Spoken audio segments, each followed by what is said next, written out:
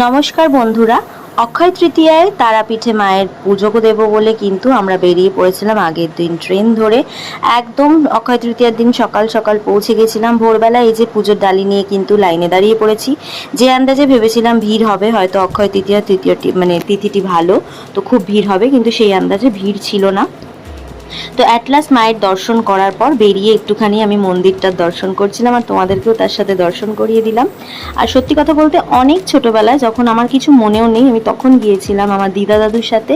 তারপরে বড় হওয়ার পর, মানে এত বড় হয়েছি, এই ফার্স্ট আমি গেলাম মানে জ্ঞানত অবস্থায় মন্দিরে। এক ছোটোবেলায় মানে যখন এসেছিলাম আমার কিছুই মনে ছিল না। তো তারপর পুজো টুজো দিয়ে রেস্ট নেওয়ার পর বিকালবেলা সোজা চলে এসেছিলাম মায়ের মন্দিরে। এসে কিন্তু অনেকক্ষণ বসেছিলাম, কারণ মায়ের আরতি দেখবো বলে।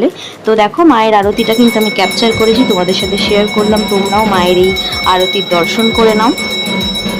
কি অপূর্ব লাগছে মাকে দেখতে, দেখো ভীষণ সুন্দর লাগছে। আর যেহেতু আমার কাছে এটাই প্রথম মায়ের দর্শন, তাই কিন্তু এই অভূতপূর্ব দৃশ্য মানে আমি ভুলতে পারছি না, এরকম একটা ব্যাপার। তো যাই হোক, অবশ্যই আবার যাব মায়ের কাছে, মায়ের টানে।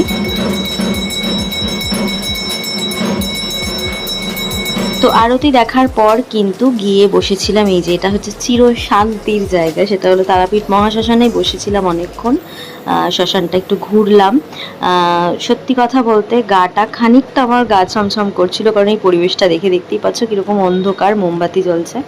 তো যাই হোক, তার পরের দিন কিন্তু সোজা